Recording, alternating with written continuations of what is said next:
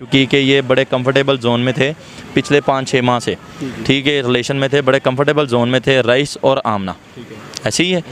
और अब हमने जब इन मुलजिमान को पकड़ाया है और पुलिस वालों ने तीसरा मुलजिम रिलीज़ कर दिया है, ना कि उसकी इन्वेस्टिगेट की, ना उसको नामज़द किया पुलिस ने एफआईआर में, जबकि हमने अपने तरमीमा बयान में वो नामज़द करके लिया कि ये हमारे 3 मुलजिम हैं, ये 3 मुलजिम हैं। इसके अलावा जो मुलजिम हैं आप उनकी भी इन्वेस्टिगेट करके, इन तीनों से इन्वेस्टिगेट करके उनको भी कैफरे किरदार तक लाएं, ठीक है। जो जी मैं हूं आपका मेज़बान आयान सरवर और आप देख रहे हैं 42 HD TV। नाज़रीन, मेरे साथ रईस के बड़े भाई मौजूद हैं और रईस के जो 3 कातल थे, तीसरे खान और आमना जो मुलजिम है, उसका तीसरा जो साथी था वो पुलिस वालों ने छोड़ दिया हुआ है। बात करते हैं कि जी इनका ये एतराज़ रहा पहले दिन से कि जी तीसरा मुलजिम सामने क्यों नहीं लेके आ रहे, लेकिन वो सामने पहले दिन से नहीं लेके आ रहे थे और आज पुलिस ने छोड़ दिया है। अस्सलाम वालेकुम।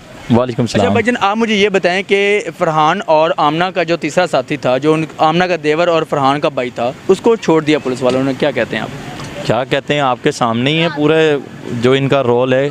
पुलिस ने जबकि हमने उस पुलिस को नॉमिनेट किया था अपने तरमीमा बयान में कि ये हमारे 3 मुलजिम हैं, ये 3 मुलजिम हैं। इसके अलावा जो मुलजिम हैं आप उनकी भी इन्वेस्टिगेट करके, इन तीनों से इन्वेस्टिगेट करके उनको भी कैफरे किरदार तक लाएँ, ठीक है, जो आपका राइट बनता है, ठीक है। हमने लिख के दिया था, इन लोगों ने पहले दिन से वो तीसरा मुलजिम उसको मंजर आम पे नहीं ला रहे थे। क्यों नहीं ला रहे थे, ये पुलिस से भी मेरा सवाल था, ख़ास तौर पे ये मेरा सवाल था इंचार्ज साहब से, ठीक है, क्योंकि 2 मुलजिम थे, उन्होंने एक्सपोज कर दिए मीडिया के सामने कि ये जी 2 मुलजिम हैं, उन्होंने अपने इतराफ़ जुर्म भी कर लिया कि हाँ जी हमने इस तरह किया है, ठीक है। वो सारा वो जो था इसका केस वो पुलिस भी एक्सपोज कर चुकी इनको कि वो, जैसे कि अब आपने भी सुना कई इंटरव्यूज़ में पुलिस भी बता चुकी कि ये बड़े कंफर्टेबल जोन में थे पिछले 5-6 माह से, ठीक है, रिलेशन में थे, बड़े कंफर्टेबल जोन में थे रईस और आमना, ऐसे ही है। और अब हमने जब इन मुलजिमान को पकड़ाया है और पुलिस वालों ने तीसरा मुलजिम रिलीज़ कर दिया है, ना कि उसकी इन्वेस्टिगेट की, ना उसको नामज़द किया पुलिस ने एफआईआर में, जबकि हमने अपने तरमीमा बयान में वो नामज़द करके दिया था तीनों मुलजिम को कि ये हमारे 3 मुलजिम हैं। आप के इसके अलावा जो हैं मुलजिम वो भी आप लाएँ कस्टडी में ताकि पता चले किसका कितना रोल है। लेकिन ये 3 मुलजिम जो हमारे 100% थे, क्योंकि इनका 5 मरले का घर है, 5 मरले का घर है। आपका क्या ख्याल है कि जब इतना बड़ा सानिया हो रहा होगा, सफाकत की इंतहा है जुल्म की, तो जब ये सारा वकूआ हो रहा होगा तो क्या वो घर में रहने वाले अफराद को पता नहीं होगा, दूसरे अफराद को? अरगमान घर में मौजूद था, उसकी फैमिलीज़ मौजूद थी, इसका बूढ़ा बाप मौजूद था और साथ में ये फरहान लोग, इसकी बीवी मौजूद थी। ये पहले कहती थी कि मुझे तो पता नहीं, मैं आई हूँ अपने कमरे में, रूम में आई तो मेरी बेडशीट नहीं थी फ़लाँ। अब ये कहती है जी मैं उसके साथ गाड़ी में बैठ के गई थी। इंशाल्लाह आगे आगे देखें, ये बहुत चीज़ें अपने मुँह से खुद बकेगी। अच्छा, मुझे ये बताएं कि पुलिस वालों ने इनका तीसरा भाई भी गिरफ़्तार किया हुआ था और आपके पास प्रूफ हैं, वीडियो भी हैं, तस्वीरें भी हैं, लेकिन पुलिस वाले कहते हैं कि जी उसको सामने नहीं लेके आए मीडिया के ऊपर कि दुनिया वालों को दिखाया जाए कि यार तीसरा बंदा भी था या नहीं था, या ये अकेले 2 बंदे थे। हालांकि ये 2 बंदों का काम हो ही नहीं सकता। भाई इस चीज़ को पुलिस भी बता चुकी है कि ये अकेले बंदे की बस की बात नहीं, इतनी बड़ी सफाकियत करना एक बंदे के बस की बात नहीं है। जबकि ये मुलजिम इसके साथ और भी इन्वॉल्व हैं, वो कौन से इन्वॉल्व है, जबकि हमने अपनी तरफ से जो दिए थे कि ये 3 मुलजिम तो हमारे 100% इन्वॉल्व है।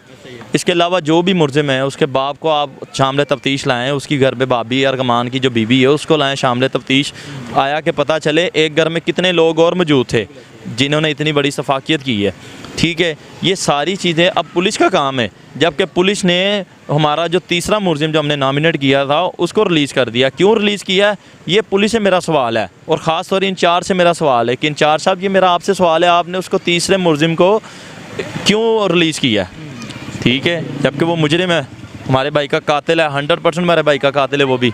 इनके साथ कोई और बंदा भी जो है ना इन्वॉल्व है, लेकिन इन्वेस्टिगेशन के अंदर ये मनवा नहीं सके कि ये कौन बंदा है। भाई अब इन्वेस्टिगेशन वालों का काम है उस चीज़ का इनसे मनवाना कि भाई बताएं कौन बंदे और तेरे साथ मौजूद है, जो आला वगैरह जो इन्होंने बरामद किया, आला कत्ल वगैरह।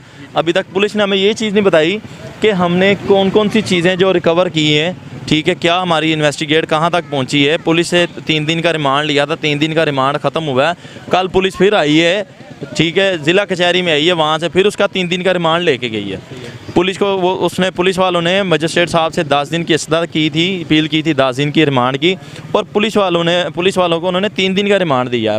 उन्हें मजिस्ट्रेट ने कहा कि अगर 3 दिन में आपने क्या रिकवरीज की है, क्या आप इन्फॉर्मेशन है आपके पास। उन्होंने कहा जी अभी तक कुछ नहीं। उन्होंने कहा 3 दिन में आप कुछ ढूंढ के नहीं लाए, तो अगले 10 दिन में तुम लोगों ने क्या करना है। उन्होंने 3 दिन का फिर मंजूर किया इनका रिमांड, पुलिस ने 3 दिन का पुलिस को रिमांड दिया, वो लेके चले गए। अब ना तो हमें वो कुछ रिकवरीज वगैरह बता रहे हैं, कुछ आला जो कत्ल वगैरह उसके बारे में कुछ नहीं बता रहे। जो हमारे भाई का मोबाइल थे उसके और पैसे थे, कैश वगैरह, ID कार्ड, ATM कार्ड वगैरह थे, वो उसके बारे में अभी तक पुलिस हमें कुछ नहीं बता रही। ठीक है, ना वो आला कत्ल वगैरह पुलिस ने अभी तक बताया कि बरामद हुआ या क्या किया क्या नहीं।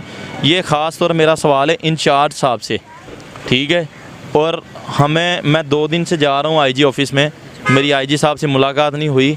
वो CSP लेवल के ऑफिसर थे, उनसे मेरी मुलाकात हुई, जबकि मैं स्पेशली गया हूँ अपनी फैमिली की तरफ से, अपनी फैमिली को साथ लेके गया, मेरा अपने बूढ़े माँ बाप को लेके गया हूँ।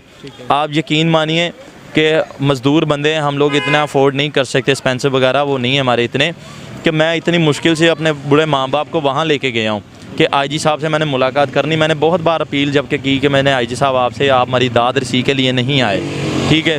मैं ख़ुद उनके पास चला गया हूँ, लेकिन IG साहब भी मुझे मिलने नहीं आए। एक बूढ़ा माँ बाप, वो उनसे मुलाकात के लिए गया था। हमने बहुत सारा उनके बारे में सुना था कि बड़े सोशल आदमी हैं, बड़े नेक दिल आदमी हैं।